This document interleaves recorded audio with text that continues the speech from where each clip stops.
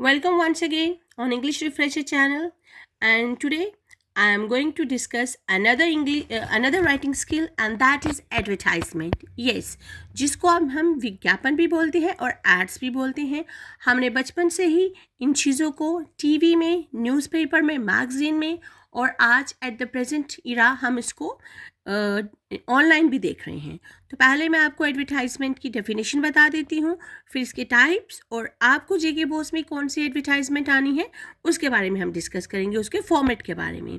तो एडवर्टाइजमेंट क्या होता है? एक short attractive message designed to inform, persuade, or attract people to buy a product, use a service, attend an event, or know about something important. Means advertisement एक छोटा सा attractive message होता है जिसको इस तरीके से डिज़ाइन किया जाता है ताकि हम लोगों को उस चीज़ के बारे में, उस सर्विस के बारे में अट्रैक्ट कर सके, उनको जानकारी दे सके कि कौन सा इवेंट ऑर्गेनाइज किया जा रहा है और जो चीज़ बहुत अहम है हम उसके बारे में उस चीज़ का प्रचार करते हैं बाया एडवर्टाइजमेंट। अब एडवर्टाइजमेंट दो तरह से होते हैं, एक होता है कमर्शियल एडवर्टाइजमेंट और दूसरा है क्लासिफाइड। अगर हम जेके बोस की बात करते हैं तो उसमें क्लासिफाइड एडवर्टाइजमेंट है जो आपके सिलेबस में है। तो let's start with the classified advertisement. A classified advertisement is a short, simple and economical advertisement that gives specific information. Specific means classified advertisement एक छोटा सा बड़े ही सरल और इकोनॉमिकल एड होता है जिसमें डिटेल्ड इंफॉर्मेशन दी जाती है, चाहे वो जॉब हो, जैसे कि किसी स्कूल में या कंपनी में वेकेंट पोस्ट है उसके लिए एडवर्टाइजमेंट किया जाता है, किसी चीज़ को बेचना हो, किसी चीज़ को खो गई है, किसी चीज़ को खरीदना हो, या किसी भी प्रकार की जो सर्विसेज जिसमें टूर एंड ट्रेवल्स आ जाती हैं, उस तरह की जो अगर हमें लोगों को बताना हो, प्रचार करना हो बाय एडवर्टाइजमेंट, तो उस एडवर्टाइजमेंट को क्लासिफाइड एडवर्टाइजमेंट बोलते हैं। इसमें ज़्यादातर प्रिंटेड ये जो एडवर्टाइजमेंट है क्लासिफाइड एडवर्टाइजमेंट, ये प्रिंटेड अंडर सेपरेट हेडिंग, ये इसको प्रिंट किया जाता है अलग अलग हेडिंग्स में, कैटेगरीज में, न्यूज़पेपर में या पोस्टेड ऑनलाइन, जहां हम उसको ऑनलाइन पोस्ट कर देते हैं। अब हम इसका फॉर्मेट देख लेते हैं। आपके एग्जाम में क्लासिफाइड एडवर्टाइजमेंट ही आती है तो मैं आपको उसका फॉर्मेट बता देती हूँ। तो फॉर्मेट में आ जाता है, अगर आप इस फॉर्मेट को फॉलो करोगे तो आप पूरे मार्क्स स्कोर कर सकते हो। तो प्लीज़ थोड़ा सा केयरफुली देखिएगा।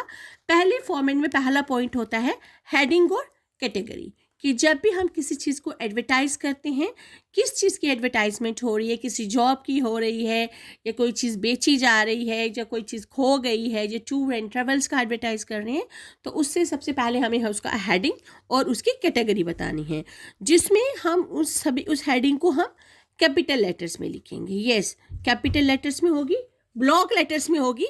एग्जाम्पल में तौर पे मैंने बोल दिया, जैसे आपको पहले ही बता दिया था, किसी चीज़ को बेचना, या कोई चीज़ खो गई है जो कोई मिली है, या कहीं पर कोई सिचुएशन वेकेंट है, मतलब जॉब्स आप बोल सकते हो, चाहे वो कंपनीज हो, स्कूल्स हो, कॉलेजेस हो, वहाँ पर, या कोई चीज़ में हमें क्या बोलते हैं, किसी प्रकार की हमें सर्विसेज लेनी है, ठीक है, तो उसमें जो हेडिंग और कैटेगरी आएगी वो कैपिटल लेटर्स भी आएगी।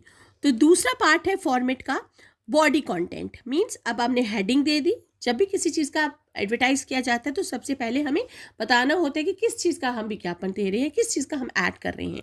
तो सेकंड पॉइंट उसका आ जाता है बॉडी और कंटेंट। यस, इसमें आपने हर चीज़ का ध्यान रखना है, कुछ पॉइंट्स को आपने फॉलो करने हैं कि हमने बॉडी कैसे फ्रेम करनी है, जैसे कि what is offered and required, क्या चीज़ ऑफर की जा रही है, किस और क्या हमें इसकी रिक्वायरमेंट्स क्या हैं, ठीक है, वो बॉडी में आ जाती है, वो पॉइंट्स आपने लिखने होते हैं। और सबसे इम्पॉर्टेंट फीचर्स होते हैं कि कंडीशन, कि वहाँ पर आप किस चीज़ के बारे में प्रचार कर रहे हो। अगर आप जॉब की प्रचार कर रहे हो तो डेफिनेटली आपको अगर किसी टीचर्स की या लेक्चरर्स की या किसी की भी ज़रूरत है, या किसी कंपनी में किसी मैनेजर की पोस्ट की ज़रूरत है, या किसी सेल्समैन की ज़रूरत है, तो आप उसकी क्वालिफ़िकेशन, उसका एक्सपीरियंस, और अगर कोई चीज़ बेच रहे हो तो उसका आप प्राइस लिखोगे कि आप कौन सा प्राइस एक्सपेक्ट करते हो। अगर आपने कोई चीज़ खरीदनी है तो आप उसका क्या मतलब किस रेंज में होना चाहिए। ये सारी की सारी चीज़ें जो हैं वो बॉडी और कंटेंट में आ जाती है। और अगर आप किसी चीज़ कोई जैसे प्रॉपर्टी बेच रहे हो या प्रॉपर्टी खरीद रहे हो, तो वो कौन सी जगह पर है और उसकी लोकेशन कैसी है। लोकेशन में मतलब जो गाड़ी है आपकी वो बड़ी ईज़िली वहाँ पर पहुँच सकती है, या आपको बाय बस भी जाना है तो असेसिबल होना चाहिए। तो ये सारी चीज़ें जो हैं वो बॉडी और कंटेंट में आ जाती हैं। और अगर क्या बोलते हैं, जिस तरीके का भी आप एडवर्टाइज़ करते हो उस चीज़ का हमें उसका फॉर्मेट फॉलो करना होता है। पर मैंने अभी आपको एक जर्नल सा फॉर्मेट बताया है, इस फॉर्मेट को आप हर तरह के एडवर्टाइजमेंट में इंक्लूड कर सकते हो। अब थर्ड पॉइंट है कि जब हमने उसका हेडिंग दे दिया, बॉडी कंटेंट भी बता दिया, सब कुछ बता दिया कि हम किस चीज़ के बारे में जिक्र कर रहे हैं, तो लास्ट में हम अगर आप कोई चीज़ को एडवर्टाइज कर रहे हो तो अगर लोग आपसे कांटेक्ट कैसे करेंगे, कोई आपने अपना कोई एड्रेस भी तो छोड़ना है ना, तो वहाँ पर आप अपना फ़ोन नंबर, अपना एड्रेस और अपना ईमेल छोड़ोगे ताकि लोग आपको इन तीनों माध्यम के ज़रिए आपसे कांटेक्ट कर सके, ताकि जो जिस चीज़ का आपने एडवर्टाइजमेंट किया है उस चीज़ का वो आपसे बेनिफिट उठा सके। कुछ इंपॉर्टेंट पॉइंट्स जो आपको एग्जामिनेशन पॉइंट ऑफ व्यू से याद रखने हैं वो देख लीजिए कि जब हमें एडवर्टाइजमेंट करना है, मैंने पहले ही बोल दिया है कि बड़ा छोटा सा और एक अट्रैक्टिव मैसेज होता है लोगों को उस चीज़ की तरफ आकर्षित करने के लिए। कि जैसे अगर हम न्यूज़पेपर खोल रहे हैं तो हमने वो पन्ना खोला है, वो पेज आ गया, मैगजीन है, जब हम ऑनलाइन स्क्रॉल कर रहे हैं तो वो चीज़ आ जाती है, तो उस मैसेज में छोटा सा मैसेज होता है 1-2 लाइनों में, जिसमें उन्होंने बता दिया होता है कि हमें, जैसे किसी स्कूल ने अगर एडवर्टाइजमेंट दिया है, किसी टीचर की पोस्ट वेकेंट है, तो वो 2-4 लाइनों में उस चीज़ को वो क्या बोलते हैं उस चीज़ का प्रचार करेंगे। तो बिल्कुल छोटा और अट्रैक्टिव सा मैसेज होना चाहिए ताकि हम लोगों को अब उस चीज़ की तरफ आकर्षित कर सकें। तो क्या पॉइंट्स आपने अपने जहन में रखने हैं कि अपने छोटे छोटे फ्रेसेस का, मतलब जिसको आप ग्रुप्स ऑफ वर्ड्स बोलते हो, उसका इस्तेमाल करने, लंबे लंबे सेंटेंसेस हमने इस्तेमाल नहीं करने हैं। और कोई भी हमें आर्टिफिशियल या डेकोरेटिव लैंग्वेज इस्तेमाल करने की ज़रूरत नहीं है। Language must be simple. कोई पिक्चर, कोई स्लोगन मस्ट नहीं है। अगर किसी चीज़ टूर एंड ट्रेवल का होगा तो वहाँ पर अलग सा मसला है, अदरवाइज इसकी ज़रूरत हमें नहीं पड़ती है। और ब्रीफ होना चाहिए और बिल्कुल क्लियर वे में, ज़्यादा कहानी नहीं गानी, छोटी सी बात बोलनी है कि हम इस चीज़ के बारे में बात कर रहे हैं, और क्लियर कट लैंग्वेज में बोलना है कि अगर जॉब के लिए है तो ये क्वालिफिकेशन होनी चाहिए, अगर कोई प्रॉपर्टी बेचनी है तो यहाँ पर वो प्रॉपर्टी अवेलेबल है, और अगर कोई व्हीकल्स की बात है तो यहाँ ऐसा मॉडल है। ये सारी चीज़ें आपको यहाँ पर कम शब्दों में बोलनी है और वही क्लियर वे में बोलनी है। एग्जाम्पल के तौर पर जैसे मैंने यहाँ पर सिचुएशन वेकेंट, मतलब अगर किसी स्कूल में टीचर की पोस्ट के लिए हम एडवर्टाइजमेंट करते हैं तो उसमें हम क्या लिखेंगे, रिक्वायर्ड ट्रेन। अगर हमें इंग्लिश का टीचर चाहिए तो मैंने देखो आपको बता देती हूँ एग्जाम्पल के तौर पे, required trained English teacher for reputed senior secondary school. मतलब एक हायर सेकेंडरी स्कूल को एक इंग्लिश ट्रेन टीचर की ज़रूरत है, तो वो क्या करेगा, इस तरह का एडवर्टाइज करेगा। मैंने बोला था हेडिंग और कैटेगरी कैपिटल लेटर्स में होती है। अगर आप सिचुएशन की बात कर रहे हो, किसी क्या बोलते हैं जॉब के लिए बात कर रहे हो, तो आप वहाँ पर सिचुएशन वेकेंट या वांटेड कुछ भी लिख सकते हो। ये सारी चीज़ें कैपिटल लेटर्स में होनी चाहिए।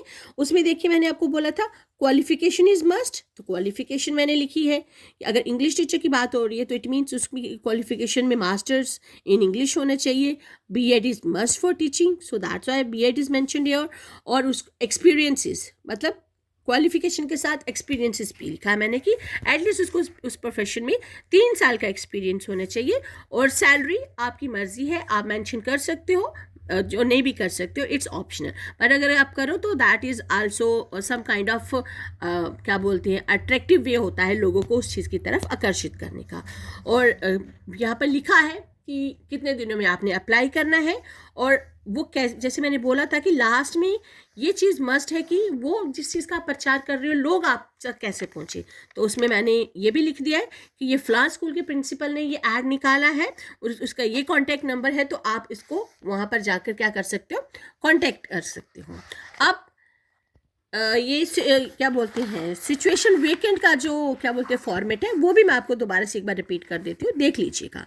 वही पहला पॉइंट आएगा हेडिंग, जिसमें अगर ये सिचुएशन वेकेंट का है, जिसमें हमें नौकरी के लिए अगर एडवर्टाइजमेंट निकालनी है, तो देखिए मैंने लिखा है कि हेडिंग है सिचुएशन वेकेंट कैपिटल लेटर्स में, और पोस्ट और जॉब टाइटल कि अगर इंग्लिश टीचर की है तो वो आपने पोस्ट और जॉब टाइटल आपने लिखना है, जो हमने वहाँ पर जो आप एग्जाम्पल दिया था उसमें मेंशन किया है।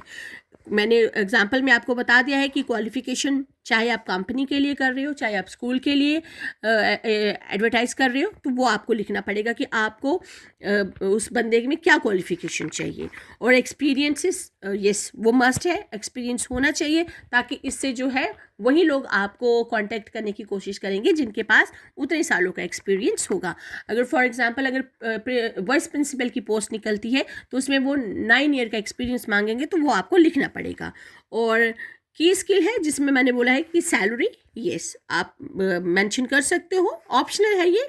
और वर्किंग कंडीशन कि आपको कितने घंटे काम करना है, क्या रिक्वायरमेंट्स है, ये सारी चीज़ें ऑप्शनल होती हैं, पर आप सिचुएशन वेकेंट में आप इस चीज़ को ऐड कर सकते हो जब आप एडवर्टाइजमेंट को आंसर दो।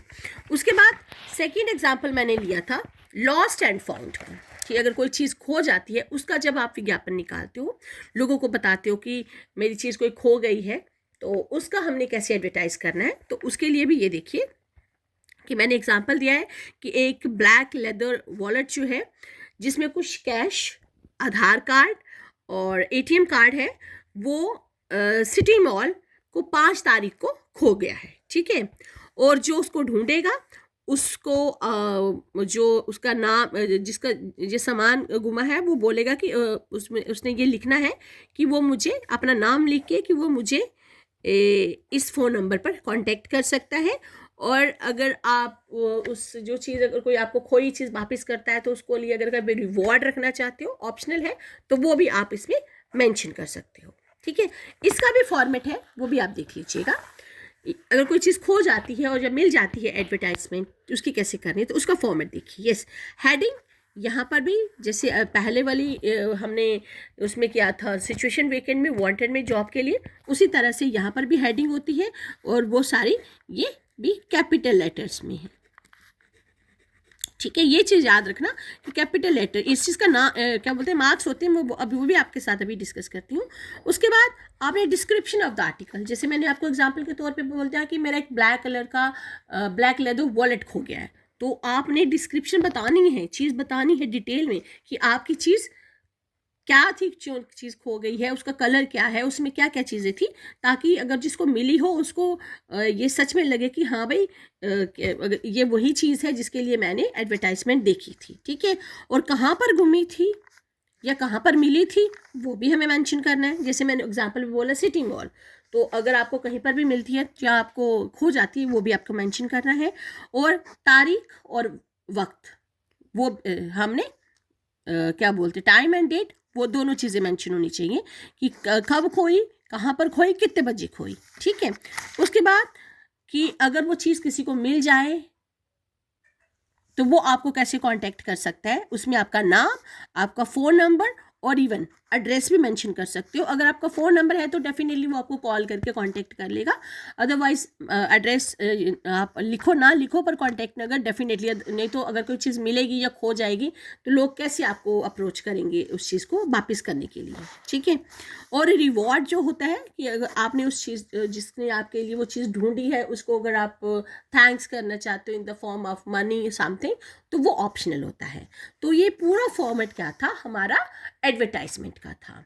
अब बोनस पॉइंट के तौर पर मैं आपको ये बताती हूँ कि जो हम एडवर्टाइजमेंट करते हैं वो हमेशा क्या होता है, बॉक्स में होना चाहिए। आपने पूरी कहानी लिख दी, जो पूरा फॉर्मेट फॉलो कर लिया, और पर अगर आपने बॉक्स नहीं बनाया तो आपको पूरे मार्क्स नहीं मिलते। अब मार्क्स की डिवीजन देख लेते हैं, मैं आपको बता देती हूँ। जो हेडिंग आपकी होती है, जो मैंने बोला है कैपिटल लेटर्स में, दैट कैरी 1 मार्क, उसका 1 मार्क होता है, ठीक है। और बॉडी और कंटेंट जिसमें आपने हर चीज़ डिस्क्राइब करनी है, कि अगर टीचर की पोस्ट के लिए है तो क्वालिफिकेशन, एक्सपीरियंस, सैलरी, टाइमिंग, हर चीज़ उसके 2 मार्क होते हैं, 2 मार्क्स होते हैं, ठीक है। और लास्ट में जो आप अपना कॉन्टैक्ट डिटेल्स लिखते हो कि किसने ये एडवर्टाइजमेंट निकाली है, किसी कंपनी ने, किसी स्कूल ने, या किसी की चीज़ खो गई है, जो टूर एंड ट्रेवल का है, या कोई चीज़ रेंट पे भेज करनी है या ख़रीदनी है, जब बेचनी है, उसके लिए जो डिटेल होती है जिसमें कॉन्टैक्ट नंबर आ जाता है, एड्रेस आ जाता है, उस शख्स का नाम आ जाता है, स्कूल का, इंस्टीट्यूशन का नाम आ जाता है, वो होता है 1 मार्क का। तो टोटल होते हैं ये 4। अगर ये पूरा फॉर्मेट आप फॉलो कर लेते हो और बॉक्स में एडवर्टाइजमेंट को बनाते हो तो you will definitely get 4 out of 4। और मुझे लगता है कि जिस तरीके से मैंने आपको एडवर्टाइजमेंट का ये पूरा फॉर्मेट बताया है विद एग्जांपल, तो आपको इसका पूरा बेनिफिट मिलेगा। और मैं उम्मीद करती हूँ कि ज़्यादा से ज़्यादा लोग इसका बेनिफिट उठाएं। और आप प्लीज़, अगर आपको वीडियो अच्छी लगती है तो आप सब्सक्राइब करिए और लाइक करिए। And thanks for watching.